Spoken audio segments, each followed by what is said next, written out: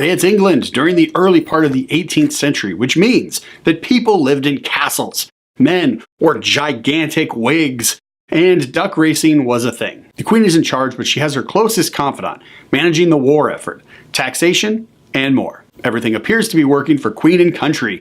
That is until a brand new servant girl arrives, and that's where this story begins. So does the favorite deliver on the offbeat and dry humor about a queen and her court? Or is my favorite part of the movie the trailers? Let's talk about it in this review. The story looks at the life of Queen Anne, her health, and the leaders of England.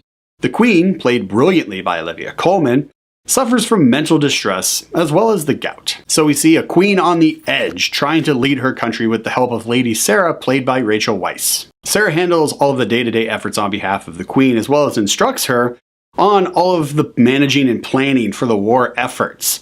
Now, it's clear that the queen is in charge, but it's also equally clear that Sarah runs the show. That is, of course, until Abigail arrives. Abigail, played by Emma Stone, is the cousin to Lady Sarah.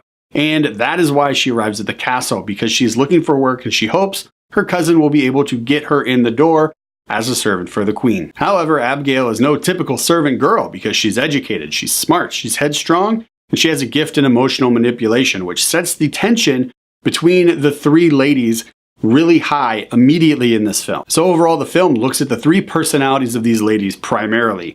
And again, that's Queen Anne, Lady Sarah, and Servant Abigail. And we see how the story brings these three ladies together to give us a full story about power, politics, manipulation, and lustfulness. Curiously, while this story hints at the main focus should be on the queen and how she's constantly delegating and handing out her authority and her power to other people, it's never really clear that that's exactly what the story is about, and that's exactly what this movie is trying to tell. The movie is really split between all three of these ladies, trying to give almost equal screen time to all three of them, and at times all three of them are on screen together. It's entirely possible, and one could argue that this film is actually about all three ladies and this exact period of time in all of their lives.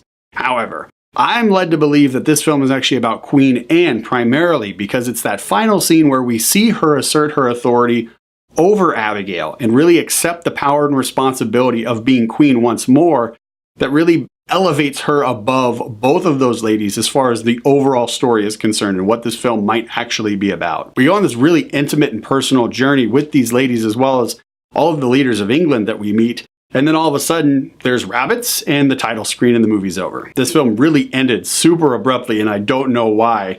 But it's possible that maybe the ending is like an artful expression to show just as quickly as the queen changes, so can this film end? I don't know. We go on an intimate journey with these three ladies, so the ending, or the lack thereof, really just didn't work for me. It was such a departure from the story we were getting, which was taking its time to really develop these characters and really develop out this world to make this feel really believable in this period of time, that it was really confusing that the film just suddenly ended. We get all kinds of info, then we get even more info, then we get even more info, and then boom, ta-da, the ending, rabbits. It would be like if you were sitting down for coffee with someone and they were really just giving you all of this information about their life and you were really getting to know this person, and then suddenly without warning, they stand up, they say goodbye, and they just walk out of the coffee shop. What just happened? Favorite is playing at your local movie theater right now.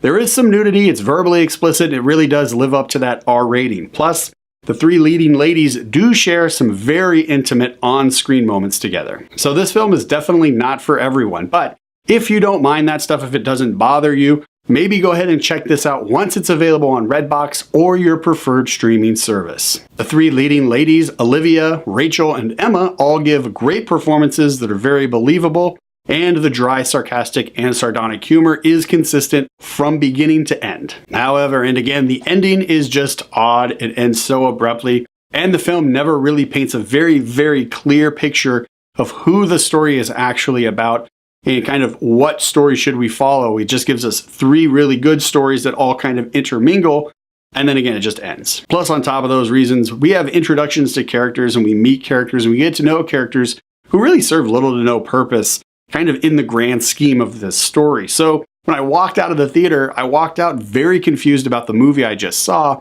even though I understood the moral of the tale. The moral being, if you sacrifice your authority and you listen to bad counsel, ultimately you will regret it in the end.